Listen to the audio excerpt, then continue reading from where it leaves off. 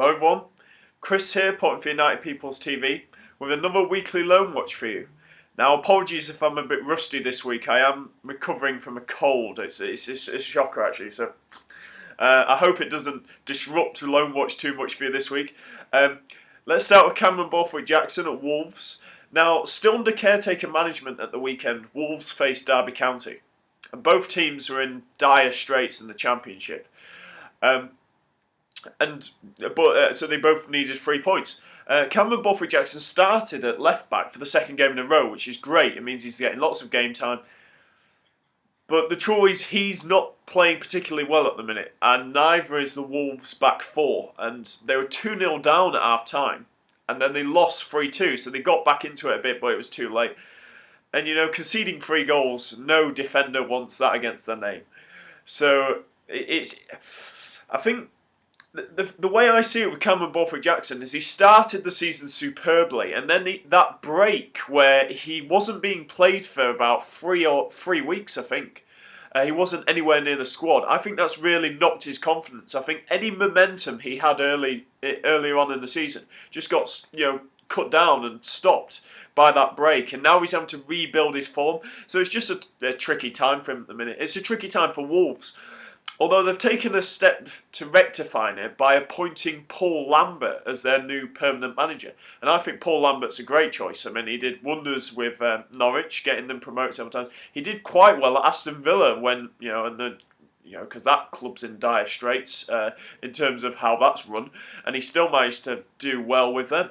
So I think it's a good appointment for them. So hopefully things improve for Borthwick-Jackson and improve for Wolves. Now we go on to Andres Pereira at Granada. After their defeat in Barcelona last week, they faced Deportivo La Coruña at home. And Deportivo are not the force they were, say, 15 years ago. You know, they're not bad, but they're not brilliant. And they faced them at home, and they drew 1-1, which is a good result for Granada because they usually, this season they've been losing games. Losing a lot of games actually. And Pereira started on the left wing, and he did well overall. He missed a gilt-edged chance in the first half though. A ball came in, he was running in, free header, dead centre of goal, 10 yards out, and he headed it wide. Didn't even get on target, and you could see in his face he was just devastated by that. But Granada went a goal down, came back into it, and they had to thank their goalkeeper Ochoa for one of the saves of the season. If you get to see highlights of this game, watch Ochoa's save. It is incredible. So it's another point for Granada, another point for Pereira. But that still means Granada are winless this season, and it still means they're bottom of La Liga. So it's great that Pereira's getting game time, but you really, Granada need a win. Desperately need a win. So fingers crossed that things improve for Granada.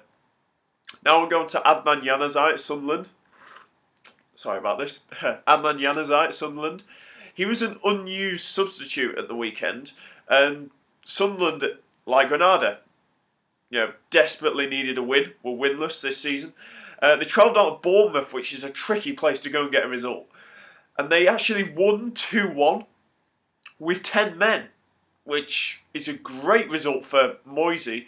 Great result for Sunderland.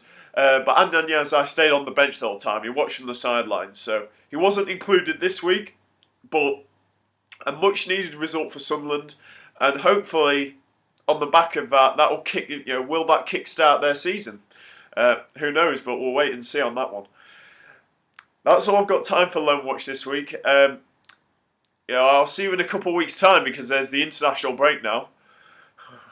So I'll see you in a few weeks' time. Leave your comments in below, subscribe to United People's TV, and take care everyone. See you later.